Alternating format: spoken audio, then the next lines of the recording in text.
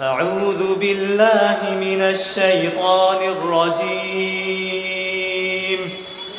بسم الله الرحمن الرحيم. لولا أن تداركه نعمة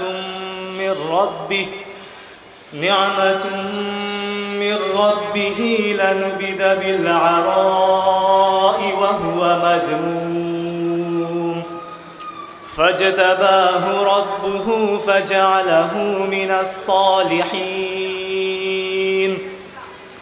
وإن يكاد الذين كفروا ليزلقونك بأبصارهم لما سمعوا الذكر ويقولون إنه لمجنون وما هو إلا ذكر للعالمين. السلام عليكم. মাশাআল্লাহ, আমরা তিলাওয়াত শুনলাম হাফেজ সালেহুল ইসলামের কণ্ঠ থেকে। সংগ্রামী তাওহীদি জনতা, এ পর্যায়ে আপনাদের সম্মুখে বক্তব্য রাখবেন বাংলাদেশের আহলে হাদিস জনমানুষের বিশেষ দুর্দিনের কাণ্ডারি, বিশেষ করে আহলে হাদিস জামাতের সংস্কার এবং সম্প্রসারের জন্য যিনি সদা সর্বদা বাংলার আনাচে কানাচে শ্রম ও মেধা বিকিয়ে যাচ্ছেন, বাংলাদেশ আহলে হাদিস জামাতের মোহতারাম নায়েবে আমির, আন্তর্জাতিক ইসলামী বিশ্ববিদ্যালয় চট্টগ্রামের সাবেক অধ্যাপক, পিস টিভি বাংলার সম্মানিত আলোচক ডক্টর আল্লামা মুসলিউদ্দিন সাহেবকে বক্তব্য রাখার জন্য সবিনয় অনুরোধ করছি। এরপরেও টিভির আলোচক দুইজন রয়েছেন, এনটিভি, বিটিভি ও বাংলা ভিশন বৈশাখী টিভির বিশিষ্ট আলোচক শেখ কারি সরোয়ার হোসেন, এবং আরও রয়েছেন টিভির আলোচক বিশিষ্ট বাগ্মী বক্তা মাওলানা কফিলউদ্দিন বিন আমিন। আপনারা মনে করবেন না যে ডক্টর সাহেবের আলোচনা সম্ভবত আমরা এই মাহফিলের শেষ পর্যায়ে চলে এসেছি। ওনার শারীরিক অসুস্থতা আছে, ক্লান্তি আছে, প্রতিদিন দূরদূরান্তে দৌড়িয়ে বেড়াচ্ছেন, এজন্য আমরা একটু ওনাকে আগে সময়টা দিচ্ছি। এখন বক্তব্য রাখবেন ডক্টর আল্লামা মুসলিউদ্দিন।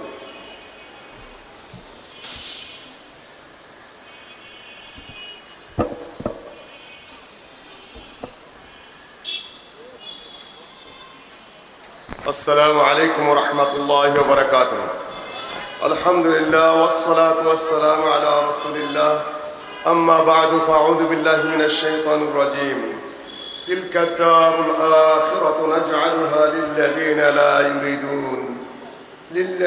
لا يريدون علوا في الأرض ولا فسادا والعاقبة للمتقين. বাংলাদেশ আহলে হাদিস জামাত ও বাংলাদেশ আহলে হাদিস ছাত্র সমাজের উদ্যোগে আয়োজিত নবম তাবলিগি ইজতেমা 2020-এর সম্মানিত বয়োজ্যেষ্ঠ জ্ঞানবৃদ্ধ বয়োবৃদ্ধ সভাপতি সাহেব আমিরে জামাত শেখ আব্দুস সামাদ সালাফি এবং আমাদের মধ্যে যারা এ পর্যন্ত বক্তব্য রাখলেন কালকে এবং আজকে, দেশবরেণ্য উলামায়ে কেরাম, মাদানী সহ এবং অন্যান্য বিশ্ববিদ্যালয়ের এবং দ্বীনি মাদ্রাসা থেকে পাশ করা আলেম ওলামা এবং পিএইচডি ডিগ্রিধারী উচ্চতর গবেষক এবং বড় বড় চিন্তাবিদ আলেম ওলামা যারা বক্তব্য রেখেছেন, দেশের বিভিন্ন প্রান্ত থেকে যারা উপস্থিত হয়েছেন, নারী ও পুরুষ সর্বস্তরের শ্রোতামণ্ডলীকে স্বাগত জানিয়ে আমি আমার বক্তব্য শুরু করতে যাচ্ছি।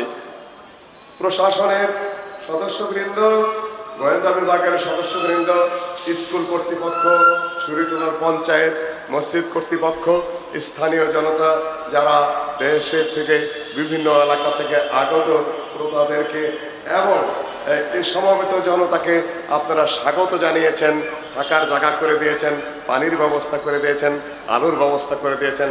আল্লাহ পাক যেন আপনাদেরকে আখেরাতে আলোর ব্যবস্থা করে দেন, পানির ব্যবস্থা করে দেন, থাকার ব্যবস্থা করে দেন সেই জান্নাতুল ফেরদাউস। সম্মানিত উপস্থিতি, সংক্ষেপে তিনটি বিষয় নিয়ে 3-10-30 মিনিট আমি নেব না, যেহেতু নির্দিষ্ট সময়ের মধ্যে আমাদের বক্তব্য শেষ করতে হবে।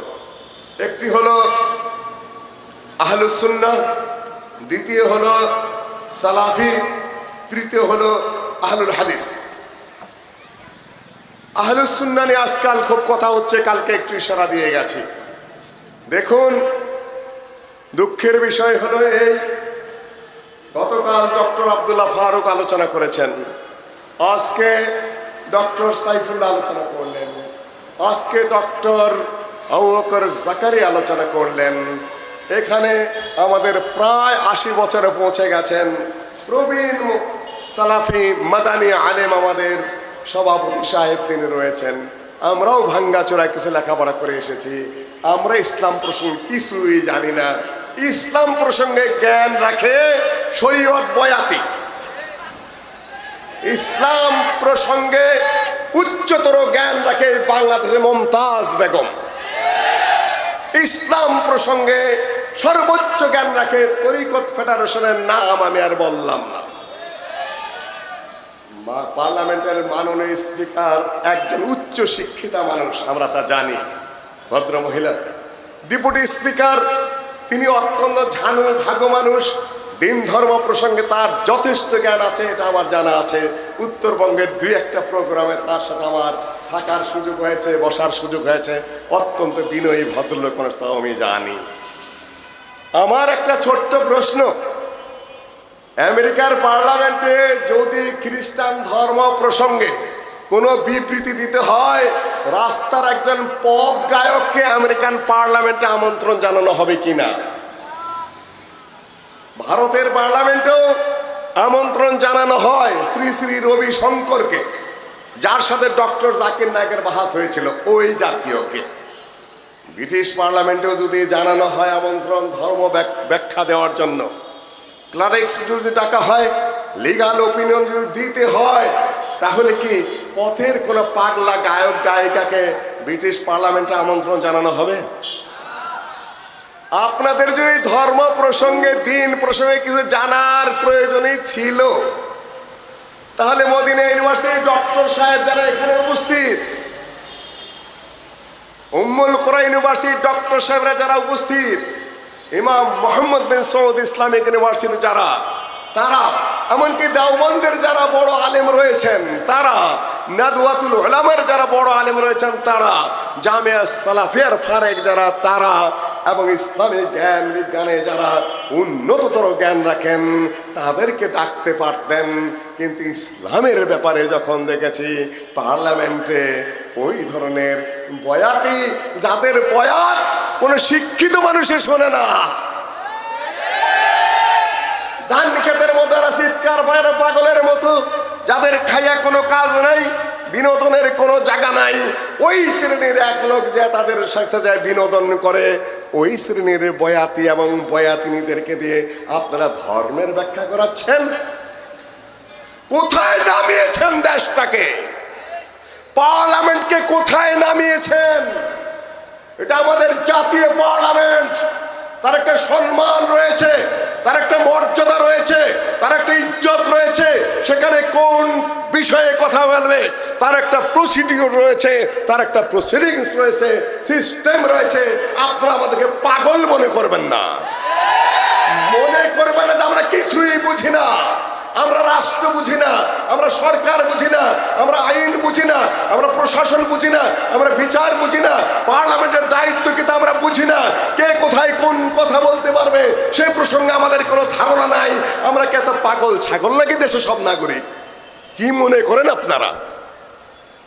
আশা করি 90% মুসলমানকে যেভাবে এই পার্লামেন্ট অপদস্থ করেছে, এই বয়াতি এবং বয়াতিনীদেরকে দিয়ে পার্লামেন্টের প্রসিডিংস থেকে, প্রসিডিউরস থেকে এক্সপান্স করে দিয়ে এই পার্লামেন্টের সম্মান পুনরুদ্ধার করবেন। 90% মুসলমানকে বেইজ্জতি করেছেন। মাননীয় স্পিকার এবং ডেপুটি স্পিকারকে অনুরোধ করব, বেইজ্জতি করেছেন, করা হয়েছে পার্লামেন্ট থেকে। এই 90% মুসলমানকে তাদের অপমান, অপদস্থ এবং বেইজ্জতি থেকে উদ্ধার করবেন।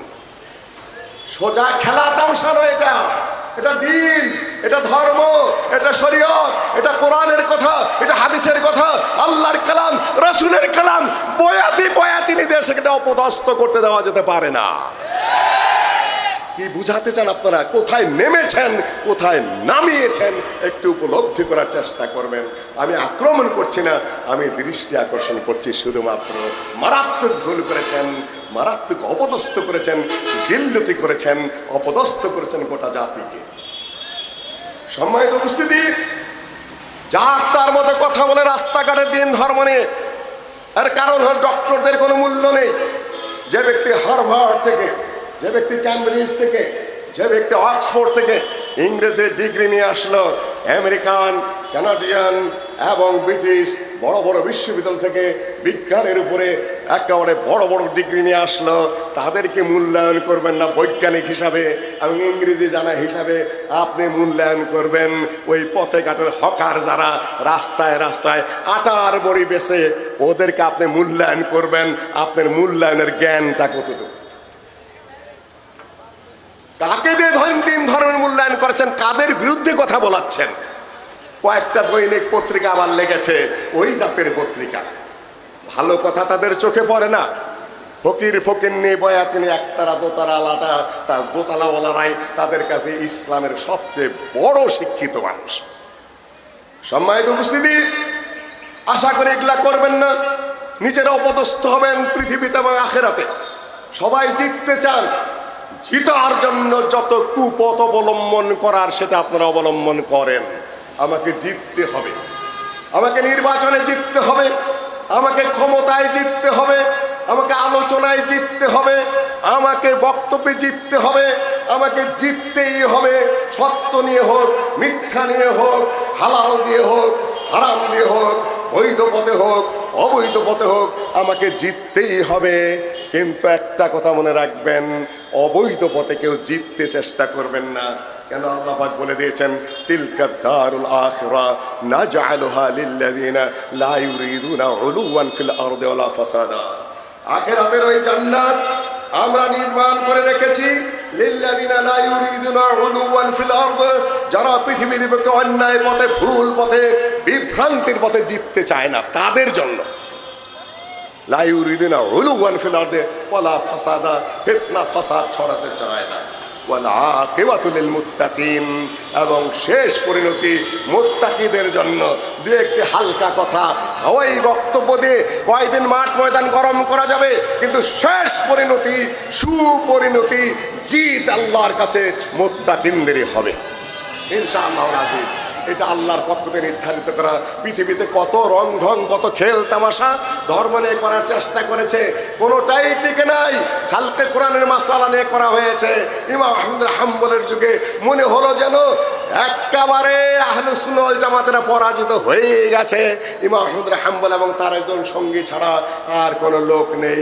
পৃথিবীর বুকে দেখা গেল সেই ইমাম আহমদ হাম্বল 3 সরকারের আমলে জেল খাটলেন।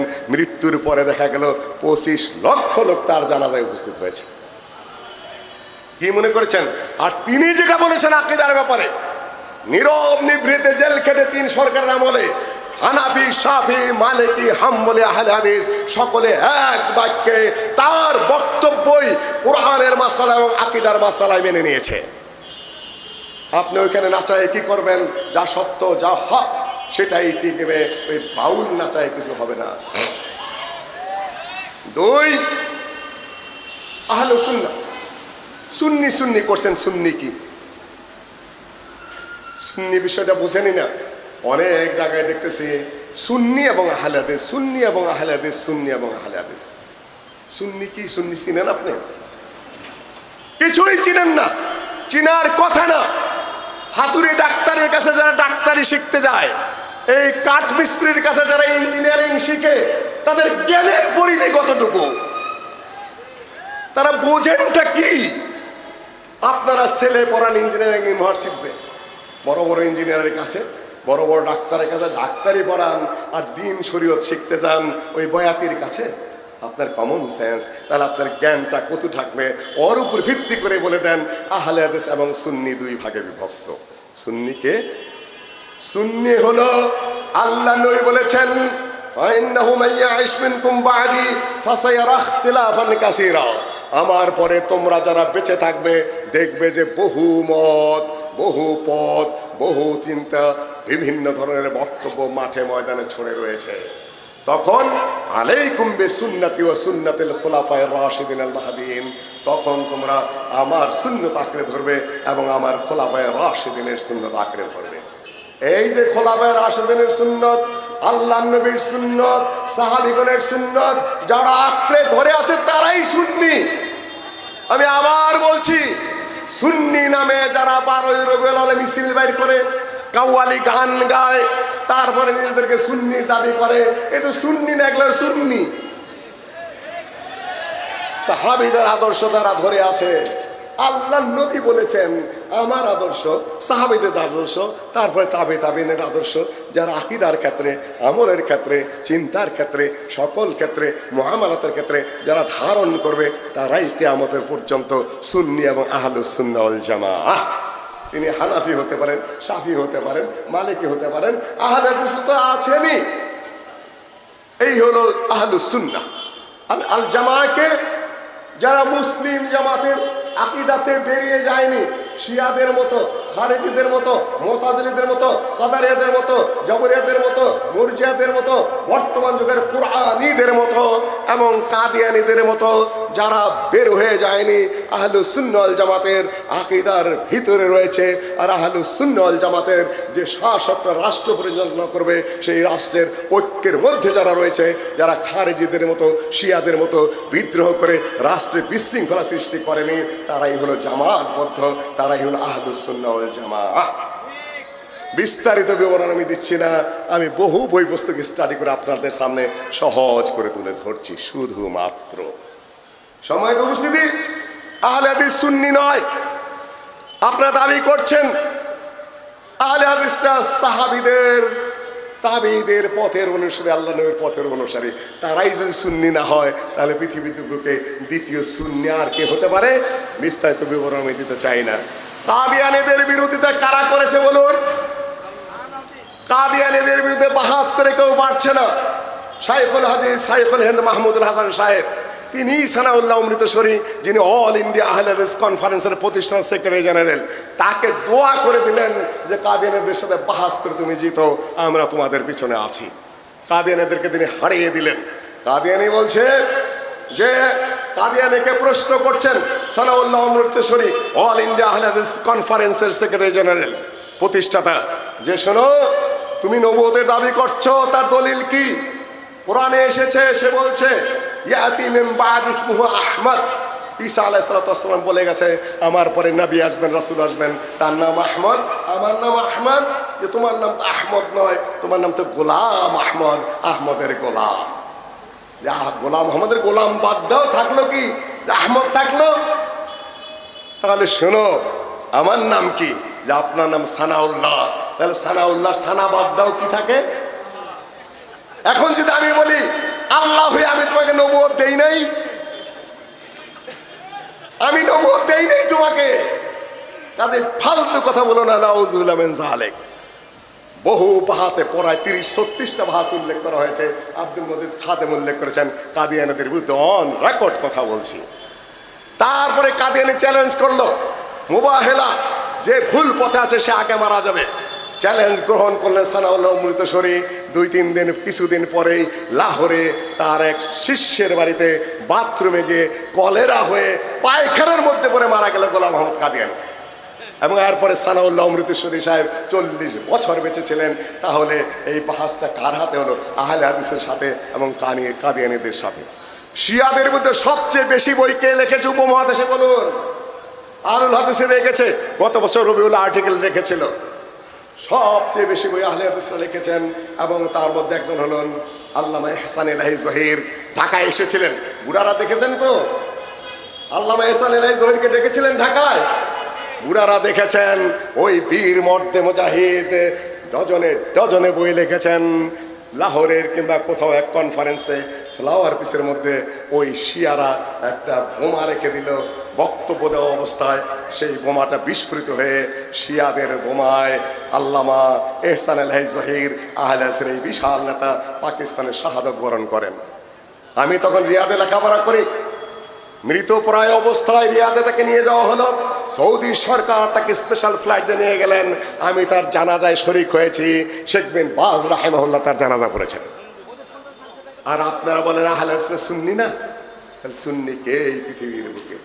সম্মানিত উপস্থিতি, সালাফিকে এক কথায় বলে দিচ্ছি, সালাফি সুন্নি আহলুল হাদিস ফালাফান তাহা ফালাহুমা সালাফ। সালাফা মানে অতীত হয়ে যাওয়া, আগের যুগে গত হয়ে গেছে। কারা গত হয়ে গেছেন? আল্লাহ নবী বলেছেন খায়রুন নাসে কারনি সুম্মাল্লাযিনা ইয়ালুনহুম সুম্মাল্লাযিনা ইয়ালুনহুম, সবচেয়ে উত্তম যুগ হলো আমার যুগ, সাহাবাদের যুগ, তারপরে তাবেঈদের যুগ, তারপরে তাবেঈনদের যুগ। এই তিন যুগ হলো সালাফে সালেহিনের যুগ, উৎকৃষ্ট যুগ। আপনি যে কথা বলবেন, যে কাজ করবেন, যে আমল করবেন, সাহাবীদের যুগ, তাবেঈদের যুগ, তাবেঈদের যুগের মধ্যে আবর্তিত করতে হবে।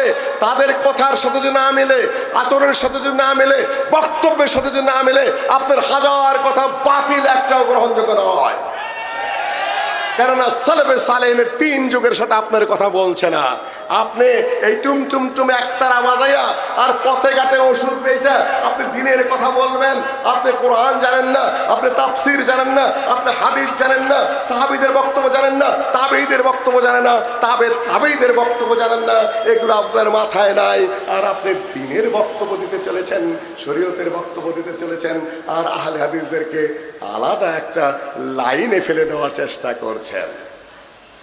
আরেকটা পয়েন্ট, এই সকল পয়েন্টে যখন না পারছেন, দিন ধর্মকে যদি নষ্ট করতে চান, সর্বনাশ করতে চান, শেষ করতে চান, কত জনেই তো কত ধরনের প্রস্তুতি নিয়েছে এই পৃথিবীর বুকে। কিছু ক্ষতি করেছে, নিজেরা লাঞ্ছিত হয়ে, অপদার্থ হয়ে, আল্লাহর গজবে, মানুষের অভিশাপে পৃথিবীর বুকে ধ্বংস হয়ে গেছে। এখনো পর্যন্ত মানুষেরা তাদেরকে অভিশাপ দিয়েই চলেছে। মামুন, আমরা অভিশাপ এখনো দেই মামুনুর রশিদকে, এই সেই বাদশাহ, আব্বাসী বংশের বাদশাকে গ্রিক বংশ আমদানি করেছে, ইমাম আহমদ হাম্বলকে শাস্তি দিয়েছে।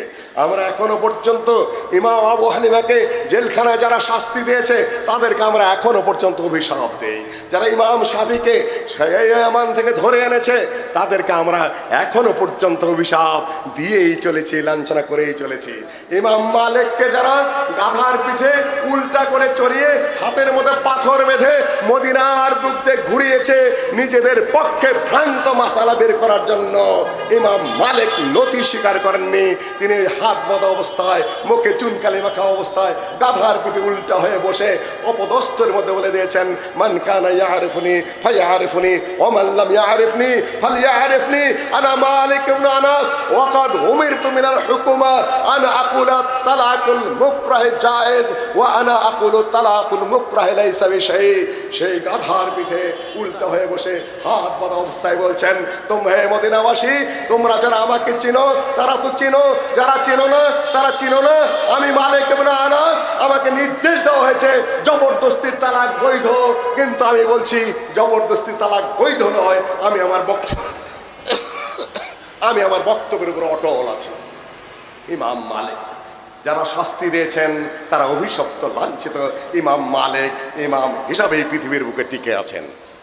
আপনারা হয়তোবা মনে করবেন যে আহলে হাদিসদের বিরুদ্ধে, আহলে সুন্নাত জামাতের বিরুদ্ধে যারা শুদ্ধ কথা বলে তাদের বিরুদ্ধে কিছু কিছু কাজ করে, কিছু কিছু শাস্তি দিয়ে, কিছু কিছু এই সেই করে মানুষের প্রশংসা পাবেন, আল্লাহর কাছে মাপ পেয়ে যাবেন। No never. ভয়ে হয়তোবা কেউ মুখ খুলবে না, অভিশাপ দিবে, লাঞ্ছনা দিবে, লানত করবে, আল্লাহর গজব আপনাদের ঘাড়ে প্রতি মুহূর্তে থাকবে। কাজে যদি কোনো কুপরিকল্পনা থেকে থাকে, আল্লাহ ওয়াস্তে নসিহত করবো ওই কুপথ থেকে ফিরে আসতে হবে সকলেরই। এগুলো ভালো পথ নয়। সম্মানিত উপস্থিতি, মাঝে মধ্যে সন্ত্রাস খেল শুরু হয়। কিছু সন্ত্রাস হয়েছিল কয়েক বছর আগে, প্রায় 64টা জেলায় বোমা ফেটেছিল, বাস্তব কথা। সেখানে যে আহলে হাদিস বংশের 2-4 জন ছেলে না ছিল তা নয়, অন্যেরাও ছিলেন। বিচার হয়েছে। আমরা সত্য কথা বলি, ন্যায়ের কথা বলি, আদর্শের কথা বলি, অন্যায়ের প্রতিবাদ করি, শিরকের বিরোধিতা করি, বেদাতের বিরোধিতা করি, তাওহীদের প্রতিষ্ঠার বক্তব্য দেই, সুন্নাহ প্রতিষ্ঠার বক্তব্য দেই, সহিহ হাদিস প্রতিষ্ঠার আন্দোলন করি। এর অর্থ এই না যে আমরা বোমা মারাকে বৈধ মনে করি। খারেজি ভাই আমার আলোচনা করে গেলেন, ডক্টর আবু বকর ইয়াহইয়া জাকারিয়া। খারেজি ধারণা উনি আরেকটু স্পষ্ট করেন নাই। এর কারণ হলো উনি চিন্তাবিদ মানুষ, উনি শিক্ষিত মানুষ। আমাদের এই বিপজ্জনক মাঠে উনি বেশি দিন লড়েন নাই, কাজে ভাষা এখনো পরিষ্কার হয়ে সারেনি। আমাদের এই বিপজ্জনক মাঠে রাত দিন 24 ঘন্টা আমাদের লড়ে আসতে হয়েছে, লড়ে যাচ্ছি। সুতরাং আমাদের রাগটা কত নাই এখনো, যা বলে পরিষ্কার সাফ সাফ। তখনও বলেছিলাম মুক্তাঙ্গন থেকে ডক্টর গালেব সন্ত্রাসী নন, তখন ওনার বয়স 67 বছর। এই যে পা তুলতে পারেন না, ল্যাংরা, তখনও চেয়ারে বসে সালাত আদায় করেন। উনি নাকি কয়েকটা ডিস্ট্রিক্টে বোমা মেরেছিলেন। কি জ্ঞান, কি বুদ্ধি, কি লজ্জা, কি শরম মানুষের থাকতে পারে একটা রাষ্ট্রীয় গোয়েন্দা সংস্থা? আপনাদেরকে অনেক কিছু মনে করেন, আমাদের হিসাব কিতাব আছে, আমাদের মূল্যায়ন আছে, আমাদের ইভ্যালুয়েশন আছে। আমরাও আপনাদেরকে হিসাব করি যে কোন মর্যাদা, কোন মর্তবার মানুষ আপনারা। 67 বছরে ওই পঙ্গু মানুষটাকে কোটালীপাড়ার বোমা মারা, শাহজাহানপুরের বোমা মারা মামলায় ফেলে দিলেন। আর ওই পত্রিকার 14 গোষ্ঠীকে ধিক্কার দেয় যারা প্রথম দিন মামলা খুঁজে পায় নাই, পরের দিন পত্রিকা পড়ে দেখলাম পত্রিকালা পরামর্শ দিচ্ছে কোন কোন মামলা দেওয়া যেতে পারে। তার মধ্যে কোটালীপাড়ার মামলা, শাহজাহানপুরের মামলা, এই সেই পরামর্শ দিলে পত্রিকাওয়ালায়। তারপর ওই মামলাগুলা আমলে নেওয়া হলো। ডক্টর জাকির নায়েককে কিভাবে আটকাতে হবে? কোথাকার হোলি আর্টিজানের দুর্ঘটনা, আর কোথায় ডক্টর জাকির নায়েক? একজন হিন্দু মোশরেক সাংবাদিক, নাম বলছি না, আর একজন কমিউনিস্ট সাংবাদিক, দুইজনে বলল হোলি আর্টিজানেরটা ডক্টর জাকির নায়েকের উপর চাপাই দেওয়া যেতে পারে। Common sense. জাহেজ বলেছে, বড় আরবি সাহিত্যিক, যে নীল নদে কুমির থাকার সম্ভাবনা আছে। কেন? যে নীল নদী উত্তর দিকে প্রবাহিত হয়, এটা সিন্ধু নদের সাথে যোগাযোগের সম্ভাবনা আছে। কোথায় সিন্ধু নদ? ভারতে, পাকিস্তানে। আর কোথায় নীল নদ? হলো সেই মিশরে। যোগাযোগ আবিষ্কার করে দিলেন তৎকালীন মন্ত্রী, সংশ্লিষ্ট মন্ত্রী। তাকে তো আপনারা চিনেনি, সবাই জানেন। একেই তো নাচুনি বুড়ি, তার মধ্যে আবার ঢোলের বাড়ি। সুযোগটা পেয়ে গেল। আর আমাদের কওমে এক শ্রেণীর হুজুর আছেন, আর এক শ্রেণীর পীর সাহেব আছেন, যারা আসলে লাফান আর নাচেন। কওমেরা শান্ত অনেকটা, তররে মাগরে মূর্খরে এই সেই করতেই থাকেন। ওনারা বিরোধিতা শুরু করে দিলেন। কেননা খালি কলসি বাজে বেশি, আর যেখানে চর পড়া ওখানে ঢেউ বেশি, খেলে গভীরতা নেই, খালি নাচে আল্লাহ। বলে নাচেন কেন? যে কুল আউযু বিরাব্বিন নাসে, মালিকিন নাসে, ইলাহিন নাসে, মিন শাররিল ওয়াসওয়াসিল খান্নাসে। সবাই নাচে, সুতরাং আমি নাচবো না কেন? ওনারাই আবার দলিল দিয়েছেন ইল্লাল্লাহর জিকির কোরআনে আছে। কোথায় আছে? সূরা আলে ইমরান 135 নম্বর আয়াত, ওয়া মা ইয়াগফিরু যুনুবা ইল্লাল্লাহ। আল্লাহ ছাড়া আর কে গুনাহ মাফ করতে পারে? এই যে ইল্লাল্লাহ আছে, সুতরাং ইল্লাল্লাহ জিকির জায়েজ। আমি বলে কোরআন তো কালব আছে, খিনজিরও আছে, কুত্তাও আছে, শুয়োরও আছে। ইয়া কালব ইয়া খিনজির, ইয়া কালব ইয়া খিনজির জিকির করতে থাকো। লা ইলাহা ইল্লাল্লাহ। কোনো মাবুদ নেই সত্যিকার একমাত্র আল্লাহ ছাড়া। কোন সত্যিকার মাবুদ নেই, এইটুকু বাদ দেয়া আল্লাহ ছাড়া, আল্লাহ ছাড়া, আল্লাহ ছাড়া। এর অর্থটা কি হলো? ওনারাই আবার অন্যকে বলে কিচ্ছু জানে না, মূর্খ। এই আপনারা যারা ঢাকা শহরে চলাফেরা করেন, গ্রামে আমরা যারা চলাফেরা করি, সূচো নামে একটা প্রাণী আছে, আমাদের টাঙ্গাইলে বলে সিকা। যত বড় ভদ্রলোক এইখান দিয়ে যাক না কেন, মেয়র সাহেব যাক, মন্ত্রী যাক, আর ইমাম সাহেব যাক, ওর কাজই হলো ওই ট্রেনের নর্দমার থেকে চিচি চিচি চিচি চিচি করে একটা দৌড় মারবে। মানে ও এত ভদ্রলোক ওই সূচো আর চিকা, যে দুনিয়ার সব অভদ্রলোকে তার কাছে খুব ঘৃণার পাত্র। ছি ছি ছি ছি করে একটা দৌড় মারবে, ঘৃণার পাত্র। উনি এত শিক্ষিত মানুষ যে খালি ইল্লাল্লাহ জিকির জায়েজের জন্য ওমা ইয়াগফিরু যুনুবা ইল্লাল্লাহ, ওইখান থেকে ইল্লাল্লাহ নিয়ে এসেছেন। আমি আজকে তো বক্তব্য বাড়াতে পারছি না, লা ইলাহা ইল্লাল্লাহ তারকিবটাকে একটু বলেন তো দেখি। এখন সংক্ষিপ্ত যদি করতে যান প্রত্যেকটা জিনিস, যদি বাচ্চাকে জিজ্ঞাসা করেন কি খাও, যে গু খাই গু খাই, গু খাও মানে যে সাগুকে সংক্ষেপ করেছি, সা বাদ দেয়া খালি গু খাইতেছি, কথাটা ঠিক হবে। আমাদের নানার বাড়ি এলাকায় আছে হিন্দু অন্ধ, ও রাত্রে করতো হরে কৃষ্ণ ভগবান রাধে রাধে করতো। একদিন আরেকজনে খুব সংক্ষেপে করতেছে হক্রি হক্রি ভকর ভকর, হক্রি হক্রি ভকর ভকর। তো বলা হলো ছোটকাওয়া, বিহারি তো না, পূর্বপুরুষ বিহারি, ও ছোটকাওয়া এ कैसी बात है, क्या कर रहे हैं? হক্রি হক্রি ভকর ভকর বলছে এ তো हमने मुसलमान से सीखा है ना, মুসলমানদের থেকে শিখছি। ওরা করে ইল্লাল্লাহ লাহু লাহু হু হু লা ইলাহা ইল্লাল্লাহকে সংক্ষেপ করেছে, আমরা হরে রে হ বানাইছি, কৃষ্ণকে ক্রি বানায় হক্রি হক্রি বলতেছি, আর ভগবানের ভ, কৃষ্ণের ক, আর রাধার র, তিনটা মিলা ভকর ভকর ভকর ভকর করতেছি। সংক্ষেপ, অ্যাব্রিভিয়েশন। কোন জায়গায় সংক্ষেপ করছেন, তার অর্থ কি দাঁড়াচ্ছে? সম্মানিত উপস্থিতি, শেষ সংস্করণ আহলে হাদিসকে সন্ত্রাসের মধ্যে ফেলে দিতে হবে। তার মধ্যে যদি 70 বছরের বুড়াকে ফেলাইতে হয় তাও ফালাও, সমস্যা নাই, কেন মামলার তো কোনো পাপময় নাই। আপনি জানেন শরীয়ত বয়াতি যার 5-7 মিনিটের বক্তব্যের মধ্যে, সাকাওয়াত আমার বক্তব্য শুনিয়েছে, 5-7 মিনিটের বক্তব্যের মধ্যে আলেম ওলামা ইমাম খতিবকে 5-7 জায়গায় শালা বলেছে, শালা গল্প থেকে শুনবে। মোহাম্মদ দেখে আল্লাহ দেখে একই কথা, মুর্শিদ দেখে আর আল্লাহ দেখে একই কথা।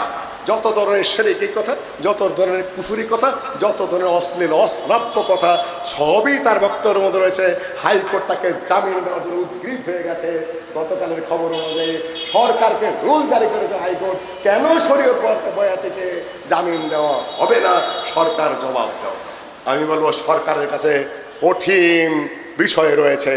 আমি হাইকোর্টকে অনুরোধ করবো, আপনারা তার ক্যাসেট শুনেননি, ওখানে বসে আছেন, এত উঁচু চেয়ার নিয়ে একটু পরিশ্রম করবেন না? আহলে হাদিসের ব্যাপারে বলেছিলাম যে আপনারা কি পড়াশোনা কিছুই করেন নাই? ওহাবি আন্দোলন প্রসঙ্গে, তিতুমির আন্দোলন প্রসঙ্গে, ইংরাজি বাংলায় ফার্সিতে যত বই আছে একটা বইও পড়েন নাই।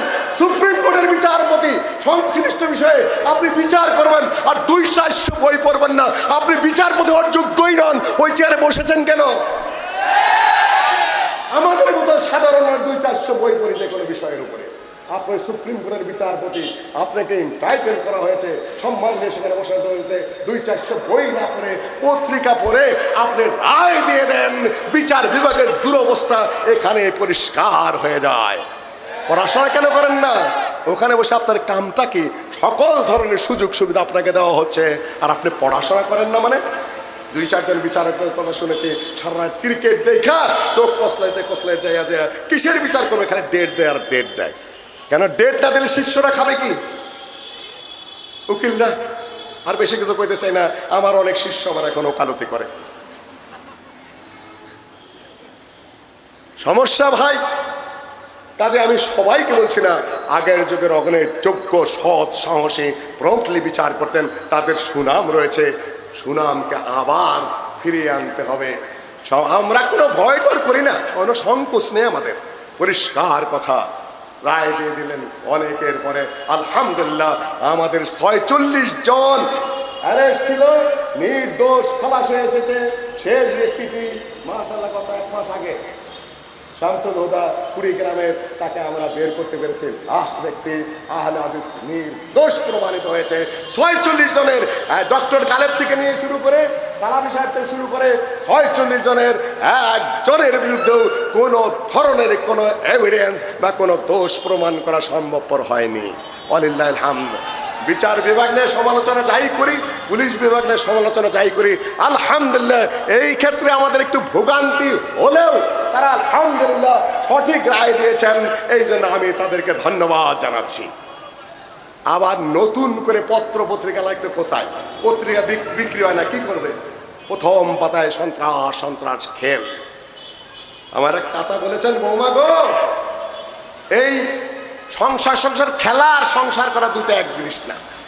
বাপের বাড়িতে থাকতে এই জামাই বউ পুতুল বানাইয়া সংসার খেলা খেলায় আইছো, কিন্তু এখন কিন্তু বিয়া হয়েছে, শ্বশুর বাড়িতে আসছো, সংসার খেলা আর সংসার করা কিন্তু এক জিনিস না, এক জিনিস না। কাজে যা পত্র পত্রিকা আলাদা অনুরোধ করবো, এই পত্রিকা খেলা, লেখালেখির খেলা, সম্পাদকের খেলা আর বাস্তবতা এক জিনিস নয়। 4 কোটি আলেমের সচেতন, তারা প্রতিবাদ করতে জানে, বিক্ষোভ করতে জানে, কথা বলতে শিখেছে, তাদের ভাষা এসে গেছে, তারা সকল কিছুই বোঝে, মুহূর্তের মধ্যে তারা সকল কিছু উপলব্ধি করতে জানে। তোমাদের ওই পচা পত্রিকার পাতা ওই সামনে ধরলেই বুঝতে পারে কোন উদ্দেশ্যে তোমরা কি করেছো। এই কমকে ধোঁকা দেওয়ার কোনো অবকাশ এবং সুযোগ নেই, একদম নেই। আমরা দুর্নীতি করি না, আমরা অন্যায় করি না, আমরা স্বচ্ছ, আমরা পরিচ্ছন্ন।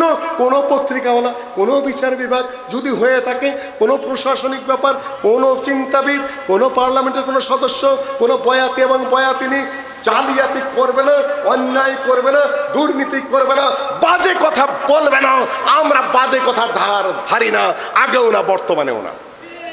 পরিষ্কার কথা, আমরা এই দেশ আমাদের, আমরা জাতীয় পর্যায়ে সন্ত্রাসী না। 2-1 জন যদি ভুল করে থাকে, করেই থাকে।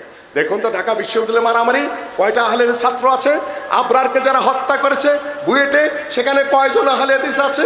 রাজনৈতিক মারামারি যেগুলো হয় তার মধ্যে কয়জন আহলে হাদিস আছে যাদেরকে আপনারা অ্যারেস্ট করেন, ধরেন? যারা এই মদ্যপান করে, যারা জুয়া চোর, তাদের মধ্যে কয়জন আহলে হাদিস আছে? নাই, তা আমরা বলবো না। হতেই পারে বিচ্ছিন্ন বিক্ষিপ্ত ঘটনা, কিন্তু এই যে দোষগুলা চাপান পাইকারে, আরে এই যে আপনি হলেন চালনি, আপনার পিছের দিকে নিচ দিয়ে খালি সাগর আর ছিদ্র, আর আপনি সুচকে বলেন যে তোমার পিছের দিকে ছিদ্র, তাই না? মানুষ সব বুঝে, কিন্তু আপনাদের হাতে অনেক কিছু আছে। জুব্বা নাপিত বলেছিল আমাদের এলাকায়, রাজা আজায়ও যে কথা, আজা মানে রাজা, উচ্চারণ করতে পারে না, আজায়ও যে কথা কয় আমিও সেই কথাই কই। আজারটা খাটে আর আমারটা খাটে না, কেননা আমি যে নাপিত। রাজায় যে কথা বলে আমিও সেই কথাই কই, রাজারটা খাটে আমারটা খাটে না। আমার হাতের আংটি স্বর্ণের, আর মাননীয় মন্ত্রী মহোদয়ের আংটি হলো কিসের? পিতলের। কিন্তু আমারটাকে মানুষে বলে পিতলের, কেন আমি গরিব মানুষ। ওনারটাকে বলে স্বর্ণের, যেহেতু উনি অনেক বড় পোস্ট পজিশন হোল্ড করেন পৃথিবীতে। এইরকমই আমরা ওগুলারও ধার ধারি না। সম্মানিত মানুষ সম্মানিত থাকুন, কিন্তু অন্যকে কেউ কোনো দিক থেকে অপদস্থ করতে যাবেন না, হেয় করতে যাবেন না। আমার লাস্ট কথা হলো এই যে যারা সালাফি, তারা আহলে হাদিস এবং তারাই আহলুস সুন্নাহ ওয়াল জামাত, হানাফি, শাফি, মালিকি, হাম্বলি, যারা সত্যিকার পক্ষে ইমানদের ইত্তেবা করেন, তাদের বিরুদ্ধে আমাদের স্বঘোষিত কোনো ক্ষোভ নেই, কোনো শত্রুতা নেই। কিন্তু আপনারা শত্রুতা পাকানোর জন্য, আর যারা পাকাতে পারে এই জন্য কিছু প্ল্যাটফর্ম রচনা করার চেষ্টা করছেন বলে আমাদের নাকে দুর্গন্ধ আসছে, কিন্তু আমরা সেই ফাঁদে পা দিব না এবং কাউকে দিতেও দেব না, ইনশাআল্লাহ আজিজ। বহুবার চেষ্টা করেছেন, ফাঁদে পা ফেলতে পারেননি। এখন আরো সচেতন হবে না, এই দেশটাকে সঠিকভাবে চলতে দিন। যারা মারামারি করতে চায়, গুতাগুতি করতে চায়, অন্যায় করতে চায়, দুর্নীতি করতে চায়, পার্লামেন্টে খামাকা বাহাজের আয়োজন করতে চায়, ওই জানে না কিছু লেখাপড়া, খামাকা গন্ডগোলের জন্য নানান আবেদন জানাতে চায়, পথে ঘাটে ধরনে মারণে করতে চায়, পত্রপত্রে বিবৃতি দিতে চায়, ওরাই দেশের বিরুদ্ধে ষড়যন্ত্র করছে, ওরাই গন্ডগোল লাগাইতে চাচ্ছে। আমরা শান্তিপ্রিয়, আমরা নিরীহ, কিন্তু নিরীহ মানে নির্বোধ নই, নিরীহ মানে অসহায় নই, এদেশের সচেতন নাগরিক। সম্মানিত উপস্থিতি, আজকের এই মাহফিল থেকে আপনাদের কাছে আমাদের লাস্ট কথা হলো, যারা পিওর পরিচ্ছন্ন মুসলিম, তারা আহলে হাদিস, তারাই সালাফে সালেহের অনুসারী এবং তারাই আহলুস সুন্নাহ ওয়াল জামাত। কোনো ধরনের বিভ্রান্তি সৃষ্টির কোনো অবকাশ নাই। মাননীয় সরকারকেও অবগত করে দিতে চাই যে আপনাদেরও লেখাপড়া করতে হবে, অনেক কিছু জানার প্রয়োজন আছে। যদি পার্লামেন্টে হোক, বিচার বিভাগে হোক, আমাদের মাননীয় ডিএমপি কমিশনার সাহেব ছোট্ট একটা ভুল করলেও ভালো একটা প্রস্তাব দিয়েছেন। উনি বলেছেন যতজন ধরা পড়ে তাদের 90 ভাগে আহলে হাদিস। একটা মারাত্মক ভুল হয়ে যেতে পারে যেহেতু নতুন এসেছেন। নাম্বার 2, সুন্নি এবং আহলে হাদিস। সুন্নি এবং আহলে হাদিস 2 ভাগের কিছু নয়। আহলে হাদিসরা প্রথম কাতারের সুন্নি। 3, উত্তরবঙ্গে কিছু কিছু আহলে হাদিস আছে। উত্তরবঙ্গে শুধুমাত্র আহলে হাদিস আছে, দক্ষিণবঙ্গে সাতক্ষীরা যায় দেখেন কি পরিমাণ আছে, যশোরে কি পরিমাণ আছে, খুলনায় কি পরিমাণ আছে, এই ঢাকায় কি পরিমাণ আছে, গাজীপুরে প্রায় 150-র মতো মসজিদ আছে। আপনি পূর্ব এলাকায় টঙ্গী থেকে শুরু করে আপনি ব্যারাক বাউসাই থেকে শুরু করে একেবারে পূর্ব দিক থেকে নরসিংদী থেকে নারায়ণগঞ্জের দক্ষিণ মাথা পর্যন্ত চলে যান, দেখবেন যারাই আছে।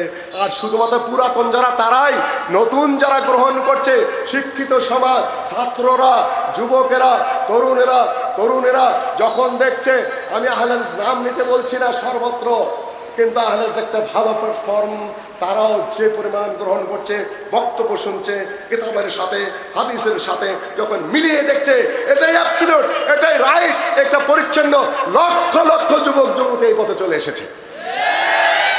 আপনি ঠেকাবেন কি দিয়ে? আকীদাকে ঠেকানো যায় না। আতর যদি বোতল যদি ভেঙে ফেলেন আর আতর যদি মুঠের মধ্যে আটকে রাখতে চান, ঘ্রাণ আটকাইতে পারবেন না? না, আকীদা আটকানো যাবে না, সৈয়দ ইসলাম হলে আটকানো যাবে না।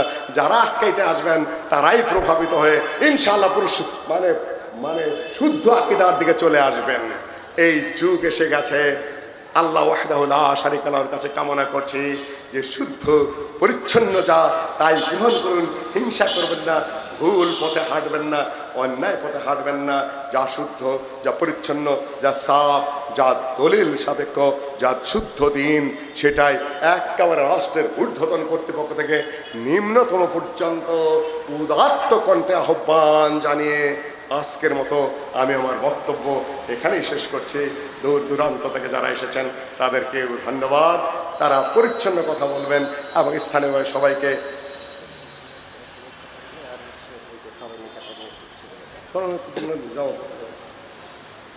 আমি আমার বক্তব্য শেষ করছি। বক্তব্যের শেষে আবার আমাদের অত্যন্ত প্রিয়, সবাই বলে আমি নাকি কোনোদিন কাঁদি না, আমার চোখে নাকি পানি আসে না।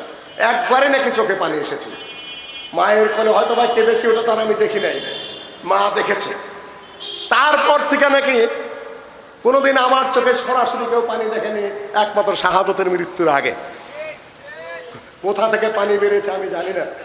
রাত দিনের সাথী হাফেজ আব্দুল সামাদ ভাইরা তাদেরকে পড়াশোনা করিয়েছেন, নুরুল আলমরা, কিন্তু আমার সাথে তার যখন পরিচয়, লেখালেখি, বক্তব্য, কোথায় কী করতে হবে, আর তার ব্রেন, তার চিন্তা চেতনা, তার দূরদর্শিতা অনেক ছিল। তবে সাংগঠনিকভাবে ফিল্ড ওয়ার্ক খুব বেশি করতে পেরেছে এটা আমি বলবো না। তাকে আল্লাহ ওয়াহদাহু লা শারীকা লাহু নিয়ে গেলেন বুকের রক্তক্ষরণজনিত কারণে। গত বছরের ফেব্রুয়ারি মাসের 4 তারিখে ঢাকা মেডিকেল হাসপাতাল থেকে আমাদের কখন ডাক আসবে জানি না। এই জন্যে আফসোস অনেক করেছি, কিন্তু আফসোস করে কি করব, সে যেন আমার পাশে আজও বসে আছে। সূর্য ডুবে গেছে, আলো রয়ে গেছে, বারবার চমকে উঠি, শাহাদাত যেন আমার পাশেই বসে আছে। তারপরে যখন দেখি নাই, তখন আবার বিষণ্ণ হয়ে পড়ি। কেন, তার মাপের মানের একটা সঙ্গী, একটা শিষ্য পাওয়া খুবই ভাগ্যের ব্যাপার। আমি তার জন্য অন্তরের অন্তঃস্থল থেকে দোয়া করছি, আপনাদের ছেলেদেরকে আমাদের এই আহলে হাদিস ছাত্র সমাজের সাথে সংযুক্ত করে দিবেন। আর ওই সম্পাদনা করতো মূলত আমি শুধু ফোনে বলে তো এটা করো, ওইটা করো, সেটা করো। ও ফোনে পড়তো, আমি বলে তো এই করো, সেই করো। পরে দেখতাম যে আমি ফোনে যা বলে দিয়েছি তা তো ধরতে পেরেছেই, তারপরে যেটুকু অতিরিক্ত করা দরকার শুদ্ধ বই সেটুকু সে করে ফেলেছে। এইরকম মেধা এবার তো বোঝা চেপে গেছে। আমি ঠিক করে দেখতে পারিনি, যেহেতু পথে পথে ঘুরছি, অসুস্থ হয়ে পড়েছি। তারপরে সম্বোধনা লিখতে হয়েছে, আর যেখানে লিখতে হয়েছে তড়িৎ গড়িতে 2-1 দিন বসে কোনো রকম এটা শেষ করতে পেরেছি। আর এটা আপনারা ইনশাআল্লাহ যা দাম নির্ধারণ করা হয়েছে নিয়ে যাবেন, ছেলেরা উৎসাহিত হবে ইনশাআল্লাহ। আজিজ আকুলু কাউলি হাযা ওয়াস্তাগফিরুল্লাহ ওয়া লাকুম আজমাইন। আসসালামু আলাইকুম ওয়া রাহমাতুল্লাহ। শ্রোতৃমণ্ডলী, আমি আপনাদের সামনে শুধু সালাম দেওয়ার জন্য একটু সুযোগ পেয়েছি, আল্লাহর কাছে এই জন্য শুকরিয়া আদায় করছি, আলহামদুলিল্লাহ। আমি একটা কথা মনে করছি, আল্লাহ বলেন যে ফাযাক্কির বিল কুরআনি মান ইয়াখাফু ওয়াঈদ। হে রাসূল, এই কোরআনের মাধ্যমে মানুষদেরকে সতর্ক করো। আল্লাহ বলেন কুল ইন আসবাহা মাউকুম গাওরান ফামান ইয়াতিকুম বিমাইন মাইন। তৌফিকের শেষ আয়াত 30 নম্বর আয়াত। আল্লাহ বলেন তোমরা কি ভেবে দেখেছো এই যে জমিনের উপরে যে পানি, এই পানিকে যদি আমি তোমাদের রেঞ্জের বাইরে পাঠিয়ে দিই, আউট অফ রেঞ্জ, যদি জমিনে কিছু দূর চলে যায়, এই যে মাঝে মাঝে আমরা শুনি যে ঢাকার লেয়ার নেমে যাচ্ছে, পানি পাওয়া যাবে না। এই ঢাকা আমরা যারা থাকি আমরা দেখেছি যদি একটু পানি না থাকে ফ্ল্যাটে তাহলে কি কষ্ট হয়ে যায়। জাহান্নামের আযাব আমরা তো সে তো কল্পনাও করতে পারবো না। কিন্তু যদি 10 দিন পানি না থাকে, 1 মাস পানি না থাকে, তাহলে এই বড় বড় বিল্ডিংয়ে কে থাকবে? আল্লাহ আমাদেরকে স্মরণ করে দিয়েছেন যদি এই পানিকে আমি জমিনের মধ্যে দাবিয়ে দিই তাহলে কে আসে এই পানিকে আবার প্রবাহিত করার? আল্লাহ বলেন কুল হুয়ার রহমান, তিনি দয়াময়, তিনি মেহেরবান, মেহেরবানি করে তিনি আমাদেরকে সব দান করেছেন। বলে আলহামদুলিল্লাহ। কুল হুয়ার রহমান আমান্না বিহি ওয়া আলাইহি তাওয়াক্কালনা ফাসাতা'লামুনা মান হুয়া ফি দালালিম মুবিন। তোমরা অচিরেই জানতে পারবে কারা সুস্পষ্ট গোমরাহির মধ্যে, ভুলের মধ্যে ছিলে। এই সেই কিয়ামত অতি নিকটে, কত সময় পার হয়ে যায়। এই যে সেদিনে ক্লাস 1-এ ভর্তি হয়েছিলাম, আজকে দেখতে না দেখতে 60 বছর হয়ে গেল। আমার মনেই পড়ে না এইভাবে আল্লাহ রাসূল সাল্লাল্লাহু আলাইহি সাল্লাম চলে গেছেন আমাদের কাছ থেকে প্রায় 1500 বছর হতে গেল। তারপর এইভাবে আল্লাহর কাছে এই সময় কিছুই না, দেখা যাবে মাত্র কয়েকদিনের মধ্যে আমাদের কিয়ামতের মাঠে হাজির হতে হবে। আমাদের কাছে অনেক মনে হলেও আল্লাহর কাছে খুবই সামান্য সময়। আল্লাহ পাক আমাদেরকে জানিয়ে দিয়েছেন সবগুলো, অনেক বয়ান, অনেক কিছু আমাদেরকে জান দেওয়া পড়তে হবে। আল্লাহর শ্রেষ্ঠত্ব ওই মানুষের কাছে প্রকাশ করতে হবে, প্রচার করতে হবে। আমরা যখন আজান দিই ওই সারা বাংলার সর্বত্র আল্লাহু আকবার, আশহাদু আল্লা ইলাহা ইল্লাল্লাহ, আশহাদু আন্না মুহাম্মাদার রাসূলুল্লাহ আম দাওয়াত ছড়িয়ে গেছে। এই দেশের কোনো অমুসলিম বলতে পারবে না যে আমরা আল্লাহকে চিনিনি, আল্লাহর কথা শুনিনি। কি বলেন? কেউ বলতে পারবে? সারা বিশ্বের কেউ বলতে পারবে না। আজকাল টিভিতে আজান হয়, ইউটিউব সহ সারা দুনিয়ার নেটওয়ার্কে একেবারে ছড়িয়ে চলেছে মুসলমানদের এই আজানের ধ্বনি। দুনিয়ার কোনো কাফের এই বলতে পারবে না। আল্লাহ বলেন ফামাইয়ুজিরুল কাফিরিনা মিন আযাবিন আলিম, কাফেরদেরকে কে বাঁচাবে আযাবে আলিম থেকে? আমাদেরকে এর থেকে বিরাট সাহস অর্জন করতে হবে যে আমরা আল্লাহর প্রতি ঈমান এনেছি, ঈমান পেয়েছি, ঈমান এনেছি না। আল্লাহ আমাদেরকে দয়া করে ঈমান দিয়েছেন, আল্লাহর এই জন্য শুকর আদায় করব। আল্লাহ আমাদের তৌফিক দিন যাতে করে আল্লাহ শুকর আদায় করতে পারি এবং আমরা ঈমান সহকারে আল্লাহকে পৌঁছতে পারি, আল্লাহ পছন্দ জান্নাত পেতে পারি, জাহান্নাম থেকে বাঁচতে পারি। আল্লাহ আমাদের তৌফিক দিন। আল্লাহুম্মা আমিন। ওয়া আখিরু দাওয়ানা আলহামদুলিল্লাহি রাব্বিল আলামিন।